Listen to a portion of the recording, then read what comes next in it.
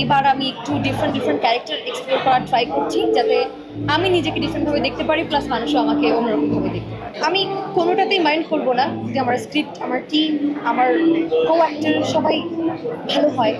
I would not mind. Any character would be okay, but depends on the script. আমার খুব ভালো লাগছে, কারণ আমার কাছে মনে হয় প্রত্যেকটা আর্টিস্ট যখন কোনো অ্যাওয়ার্ড শুটে গিয়ে অ্যাওয়ার্ড পায়, এটা তার জন্য খুব ইন্সপায়ারিং।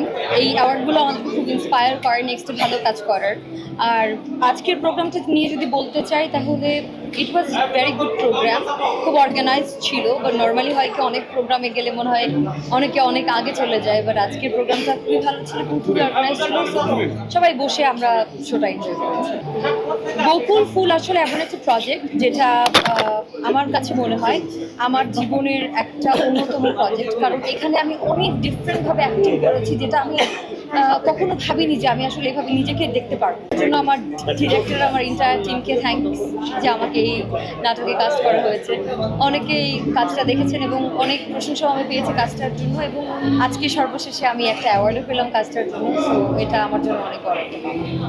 মাঝখানে যখন আমি একটা প্যাটার্নের নাটক করছিলাম, অনেকের কাছে তখন মনে হয়েছে যে আমি একই প্যাটার্নের কাজ করছি, এবং সবাই আমাকে বলতো যে তোমার কাজ খুব ভালো লাগে, অনেক ফানি, খুব হাসি আসে, ব্লা। তো আমার কাছে খুশি লাগতো। আবার একদিক থেকে মনে হতো যে আচ্ছা, তাহলে কি আমাকে সবাই একটা প্যাটার্নেই নিয়ে নিল, আমি কি কখনো সিরিয়াস কাজ করতে পারবো না? ওই টাইমে আমি একটা ব্রেক নিয়েছি, মাঝখানে একটা 5 থেকে 6 মাসের একটা ব্রেক ছিল। বিকজ আমার কাছে মনে হয়েছে একটা প্যাটার্ন আমি করতে চাই না। একজন অভিনেত্রী এবং অভিনেতার সবসময়ই ডিফারেন্ট ক্যারেক্টার করা উচিত, কারণ এটাই তাদেরকে বাঁচিয়ে রাখে অনেক বছর পর্যন্ত। সো এই কারণেই ব্রেকটা নিয়ে এইবার আমি একটু ডিফারেন্ট ক্যারেক্টার এক্সপ্লোর করার ট্রাই করছি, যাতে আমি নিজেকে ডিফারেন্টভাবে দেখতে পারি, প্লাস মানুষও আমাকে অন্যরকমভাবে দেখতে পারে। স্ট্রাগলিং তো অনেক বছরের। অনেকেই বলে যে অনেক কম টাইমে তুমি পপুলারিটি পেয়েছো, বাট ব্যাপারটা একদমই এরকম না। নাটক হয়তো আমি শুরু করেছি 4 বছর হয়েছে, বাট আমি মডেলিং করি অনেক বছর থেকে। আমি 2014 থেকে, যেহেতু কম্পিটিশন থেকে এসেছি, তখন থেকে মডেলিং করি, তারপর নাটকে আসা। সো 14 থেকে এখন 2025, ইটস আ লং টাইম। অনেক হার্ডওয়ার্ক অফকোর্স করেছি, এটার পেছনে অনেক ডেডিকেশন ছিল এবং অনেক মানুষের সাপোর্ট ছিল। সো এই জন্য হয়তো অনেকটা ইজি হয়েছে আমার পথ। So it was a big struggle.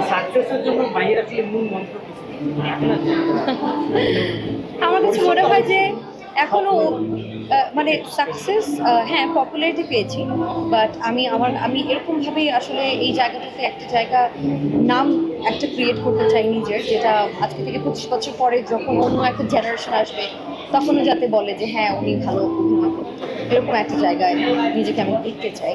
আমার কাছে মনে হয় এখন পর্যন্ত যে সাকসেস আমি পেয়েছি, it's nothing compare to that. So I am waiting for that kind of a success.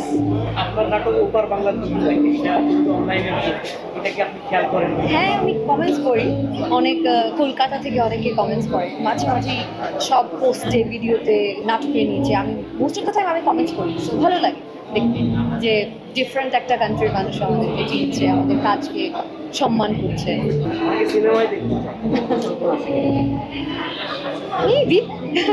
হ্যাঁ, of course I have a plan, but ওটার জন্য আরেকটু সময় নিব এবং ভালো কিছু নিয়ে যাতে প্রেজেন্ট করতে পারি, সেটার জন্য একটু সময় লাগে।